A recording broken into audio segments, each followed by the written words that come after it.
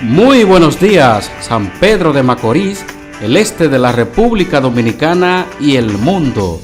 Le damos las gracias a cada uno de los hermanos y amigos que cada domingo se mantiene fiel escuchando el lucero de la mañana. Damos gracias al Señor de que podemos llegar a ustedes a través de este espacio. Y en el día de hoy estaremos haciendo enlace con nuestro querido hermano y maestro, Dr. Hugo Hatling, quien estará entrevistando a uno de los pastores de nuestra iglesia. Y a raíz de que el mes de septiembre es el mes de la Biblia, queremos ver algunos temas de importancia con relación a la palabra de Dios. Así que manténgase en sintonía con nuestra programación de hoy, porque ahora vamos a una pequeña pausa comercial.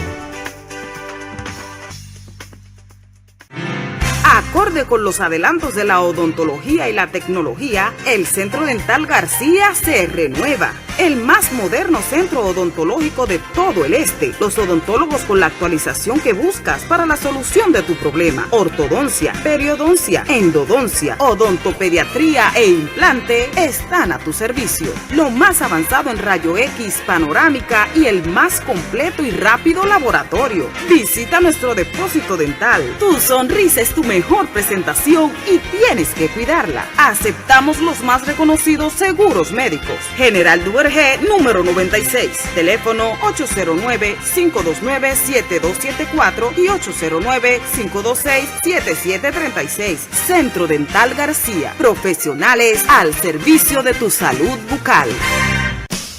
Ya llegó a San Pedro de Macorís Ideas Teacher, donde tus ideas las convertimos en realidad. Somos la solución al diseño de los teachers de tu taller, conferencias y demás.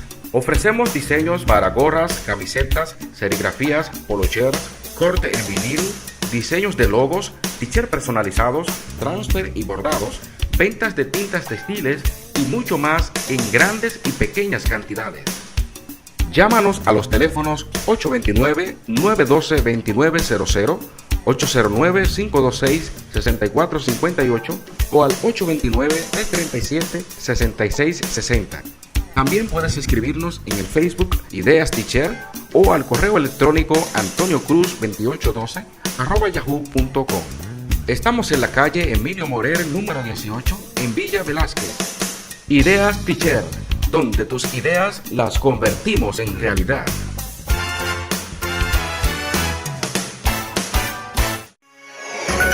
Ya regresamos con más de El Lucero de la Mañana.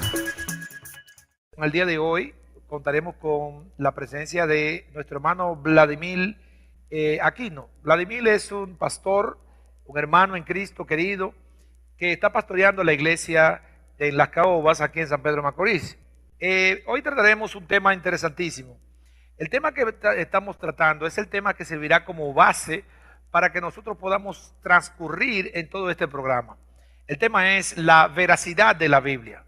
En simples palabras, ¿es la Biblia la verdad? Entonces, para ello queremos desarrollar algunas preguntas que vamos a estar conversando con nuestro hermano Vladimir. ¿Qué significa que la Biblia es verdad, Vladimir?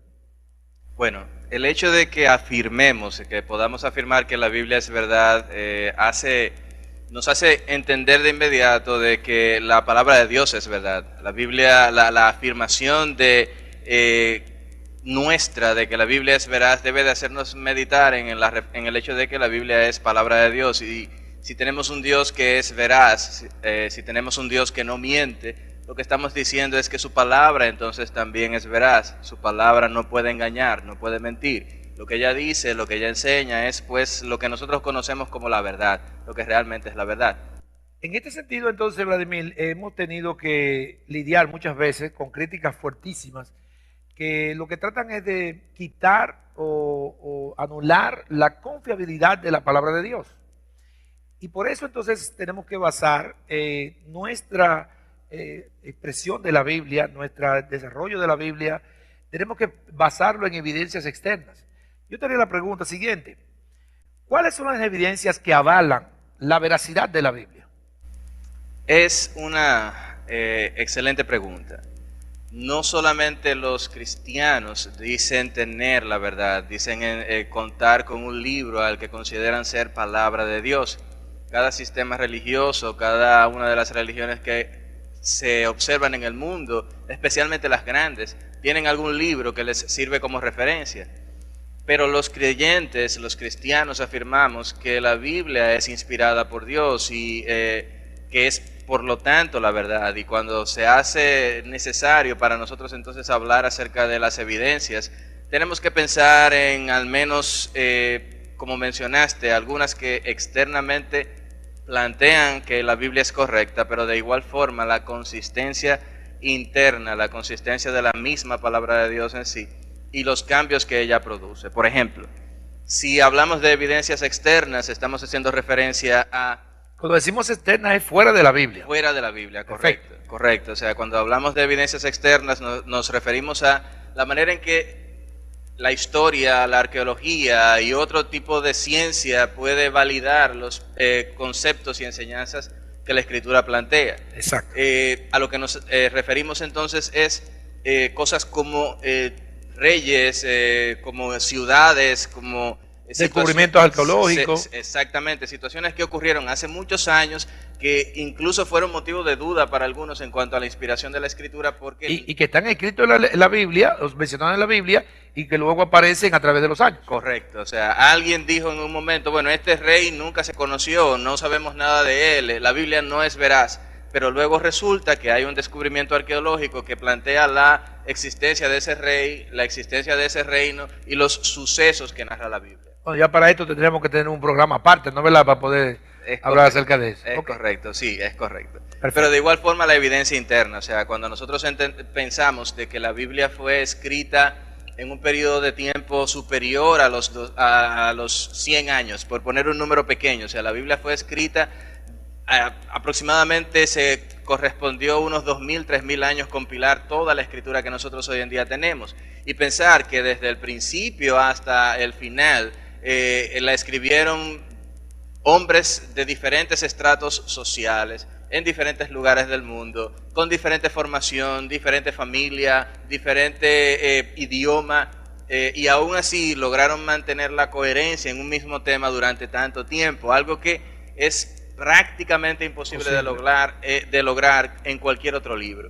Entonces, la consistencia interna de la Biblia es definitivamente una evidencia de que ella es veraz. La tercera que mencioné, sé que muchas personas podrían discrepar conmigo y decir que cada sistema religioso o filosófico produce cambios en la gente, y es verdad. Cuando tú entras a un programa de Alcohólicos Anónimos, el sistema, el programa en sí, trabaja para cambiar tus actitudes y tu propensión al alcohol. De la misma manera, cualquier filosofía, cualquier religión va a influir en la manera de pensar del individuo y va a lograr que el individuo cambie aspectos de su personalidad. Pero solamente la Biblia es capaz de cambiar esencialmente al ser humano.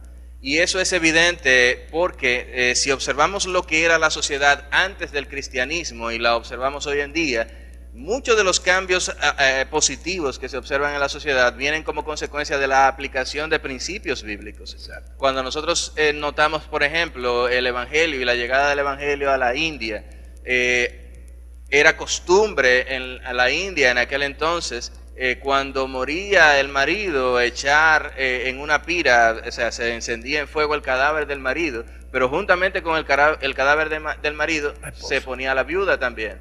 Sin embargo, es la fe cristiana la que logra cambiar el concepto en esa sociedad, en esa comunidad, y erradicar eso. La Biblia es responsable de erradicar la esclavitud en los países que han adoptado el cristianismo como expresión de fe, y tenemos el ejemplo en Estados Unidos. La decisión de eliminar la esclavitud en Estados Unidos fue motivo de una guerra, la guerra civil, exacto, que devastó Estados Unidos por años. Y la razón de decidir una guerra civil como esta no es otra más que la decisión de Abraham Lincoln de cambiar la Constitución, las leyes norteamericanas que permitían la esclavitud, solamente por entender de que la Biblia no lo permitía así. Y así podemos elaborar una serie de otras ideas que muestran que la Biblia, cuando se toman sus principios, la Biblia cambia de manera natural, es más que natural, esencial, completa, la persona y el entorno. No es igual una persona que entra a Alcohólicos Anónimos y luego sale a una persona que recibe a Cristo como Señor y Salvador de su vida y adopta la Biblia como su principio, su forma de vida. Definitivamente hay bastante evidencia, podemos nosotros echar mano de bastante evidencia desde el punto de vista externo, interno, pero también desde el punto de vista de los cambios que la Biblia logra en la vida de las personas. Experimentales en las personas. Correcto.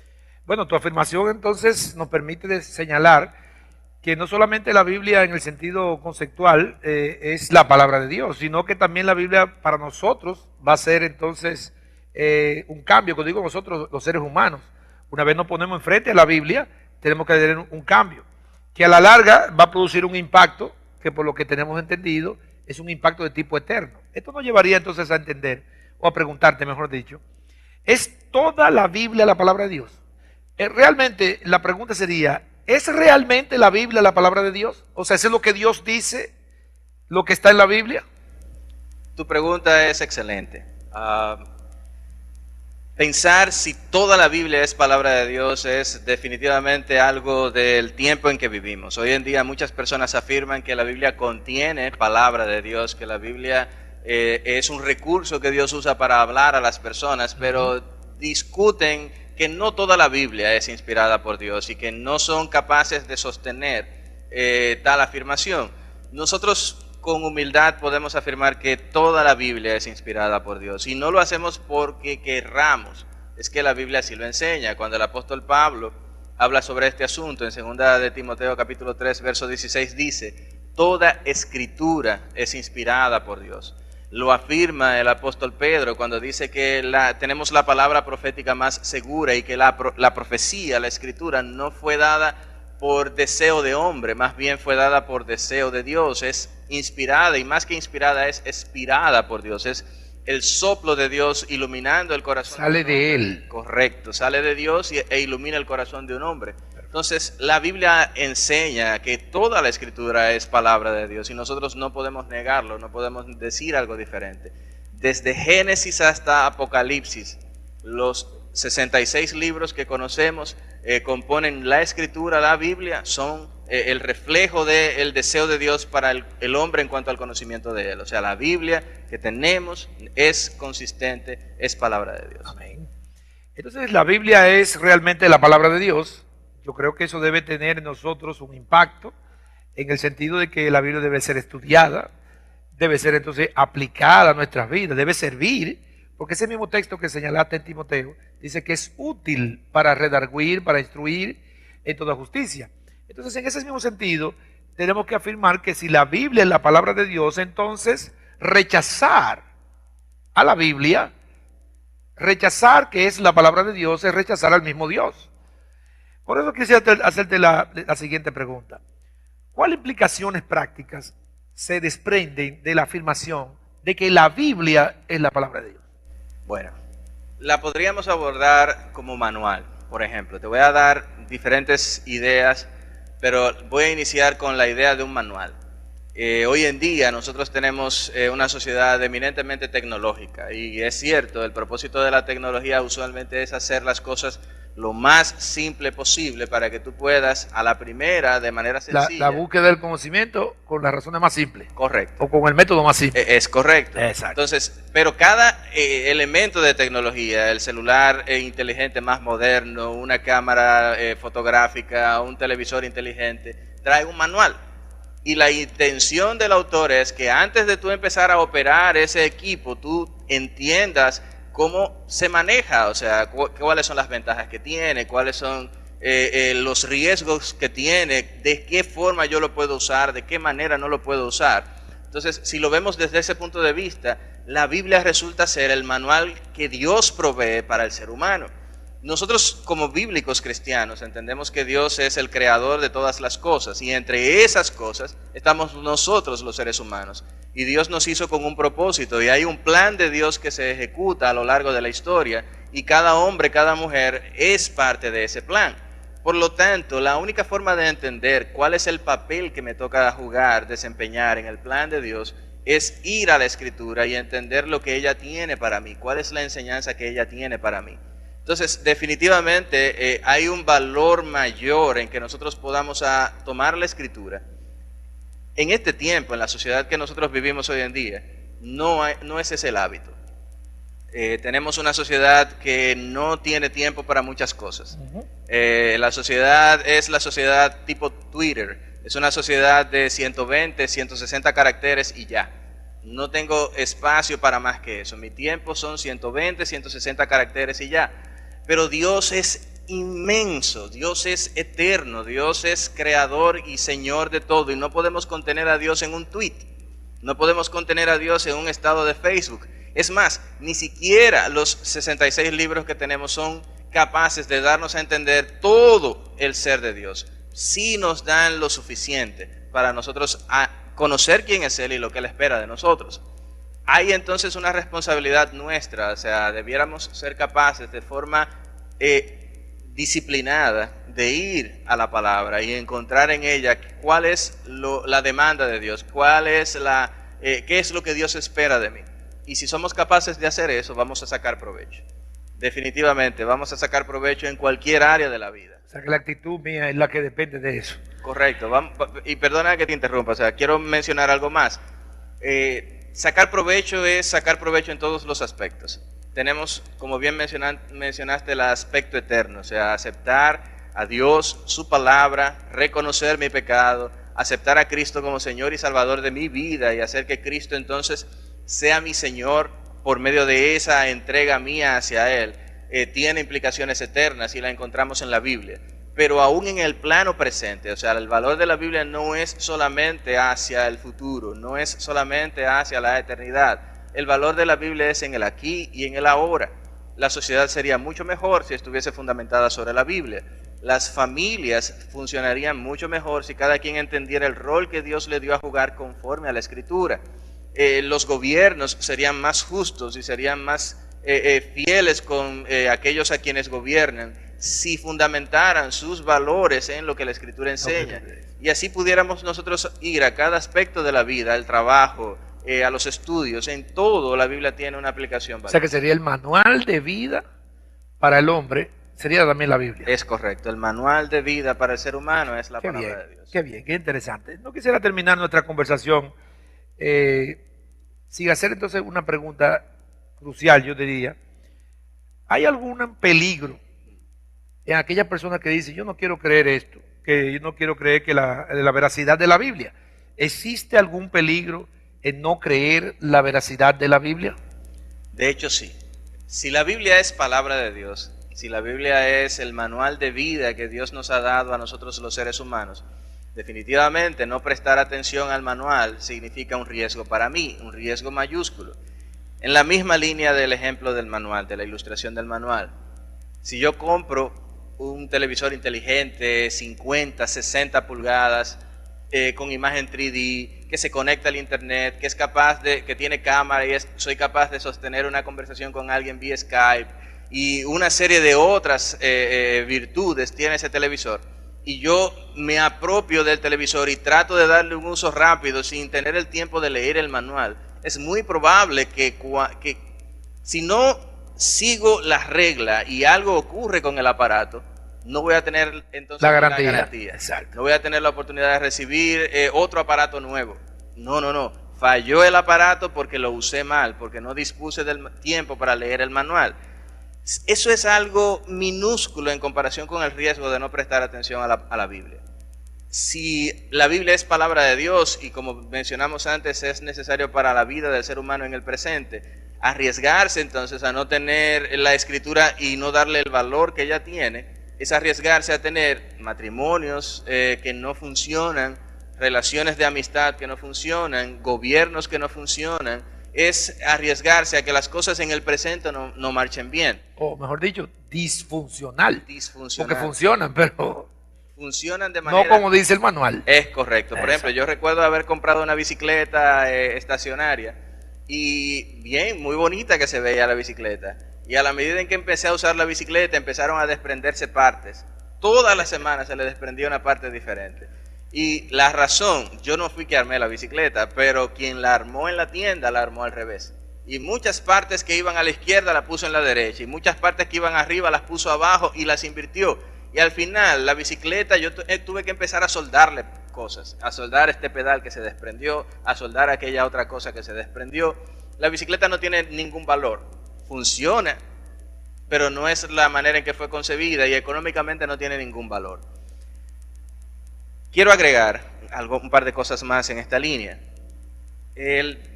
Nosotros estamos hablando de esto y es importante porque probablemente la mayor parte de la audiencia que reciba este programa sea evangélica.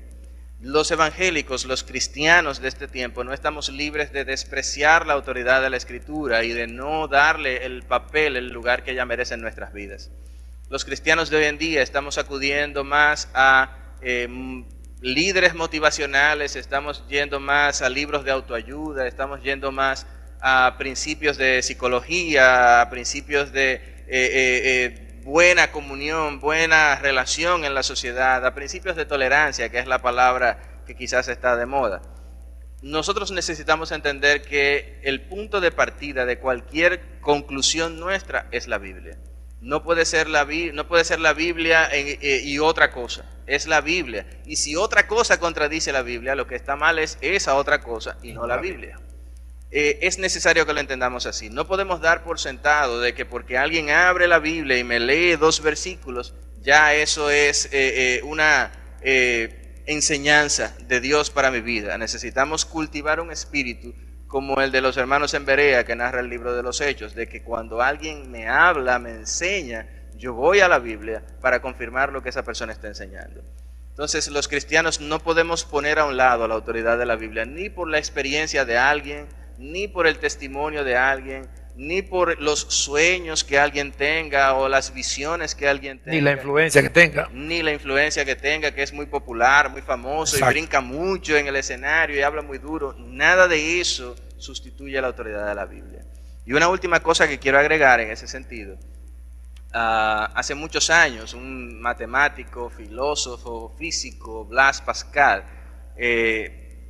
hablando acerca de este asunto, interesante, o sea, en esa época Pascal, Descartes, Newton, que fueron en alguna manera los precursores de la ciencia como la conocemos hoy en día, sí, todos ellos albergaban principios fundamentados en la palabra. Todos ellos decían ser cristianos, no sé si realmente lo fueran, pero todos ellos decían ser cristianos y se congregaban en alguna iglesia local. Es interesante que esas mentes brillantes, ¿no?, que concibieron ideas que todavía tienen repercusiones en la manera en que vivimos hoy, no estaban separadas sus ideas de los principios de la Biblia. Pero Pascal dice, él hace una especie de consejo, demanda, digo demanda porque quien escucha necesita tomar una decisión. Es una manera de Pascal enseñar por qué su fe cristiana era valiosa. Pascal, una declaración. Correcto. El principio es la lotería de Pascal o la apuesta de Pascal o algo similar. Pascal decía, hay solamente 2 posibilidades. Dios y su palabra son verdad y sus exigencias deben ser cumplidas, o Dios y su palabra no son verdad y yo puedo decidir no cumplirlas. ¿Cuáles son los resultados en ambos casos? Si yo decido que Dios y su palabra y sus demandas son verdad y como consecuencia de eso cumplo, acepto, me comporto conforme a lo que esa palabra me enseña y lo que esa verdad dice, esa palabra dice, ocurre, entonces yo tengo beneficio. Tengo beneficio en el presente porque vivo mejor y tengo beneficio en la eternidad porque Dios en su gracia ha usado su palabra para librar mi vida. Ahora bien, ¿qué pasa si yo creo esto, creo que la palabra de Dios es verdad, me apropio de ella y resulta que no es así? Y cuando muero no hay infierno, no hay ningún lugar a donde ir, simplemente me extingo. Pascal dice, no viví mal en esta tierra, viví en amor, en justicia y dejé una influencia positiva. Y al morir desaparecí. He perdido poco. Pero ¿qué pasa si es lo opuesto?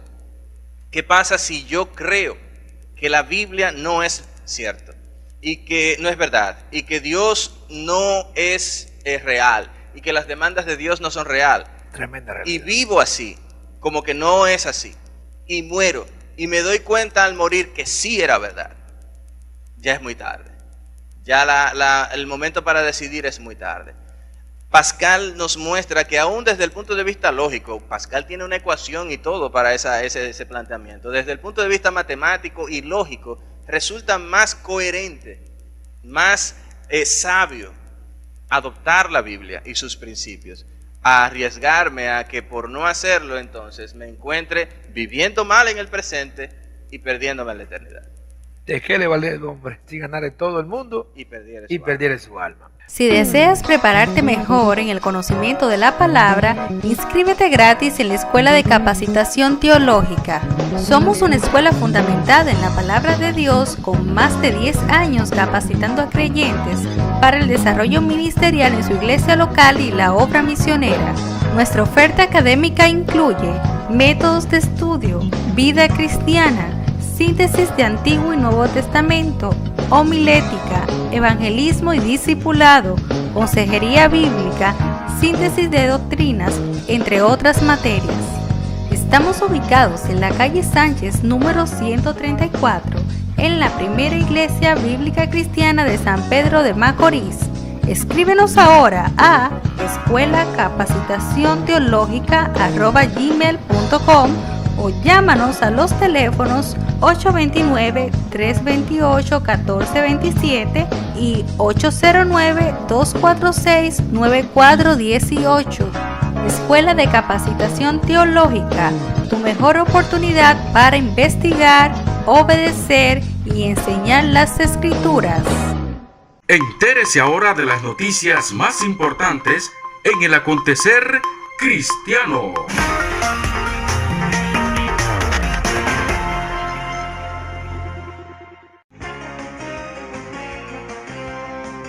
El Jardín del Edén es declarado Patrimonio de la Humanidad. Irak. Los humedales que se encuentran en la unión de los ríos Tigris y Éufrates, que se cree existió allí el bíblico Jardín del Edén, ha sido declarado Patrimonio de la Humanidad por la UNESCO. Alimentado por los ríos Tigris y Éufrates, los pantanos de Mesopotamia es una zona con más de 40 especies de ave, como el pájaro ibis. También proporciona un lugar de descanso para miles de aves migratorias que vuelan desde Siberia hasta África, según publica The Atlantic. Saddam Hussein, quien acusó a los árabes del lugar de traición durante la guerra contra Irán de 1980 a 1988, desvió las aguas en la década de 1990 para ubicar a los rebeldes escondidos en las cañas. Después de su derrocamiento por la invasión liderada por Estados Unidos en 2003, los residentes locales destruyeron muchas de las presas para permitir el retorno del agua. Agencias ambientales extranjeras ayudaron a dar vida de nuevo a los pantanos. El Jardín del Edén se describe en el libro de Génesis, capítulo 2 y 3. El Señor creó el jardín específicamente para Adán y Eva. Algunos creen que el jardín estaba encima de una montaña o quizás era una salida para fuentes de agua dulce, porque leemos: un río salía de Edén para regar el huerto y de allí se repartía en 4 brazos. Génesis 2, 10 al 14. Muchos estudiosos de la Biblia han llegado a la conclusión de que el Jardín del Edén estaba en algún lugar en la zona conocido hoy día como el Valle del Río Tigris-Éufrates en Irak, mientras que otros especialistas dicen que el jardín fue destruido por el diluvio y su ubicación nunca se podría establecer.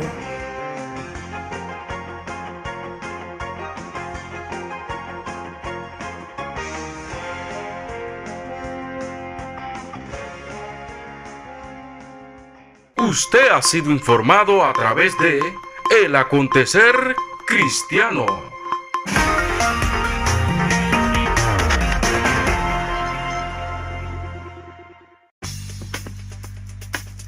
Gracias por mantenerte en sintonía con El Lucero de la Mañana.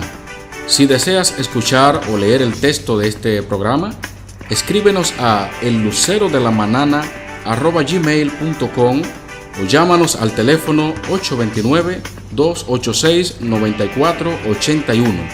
También puedes visitarnos en Facebook con el mismo nombre de nuestro programa.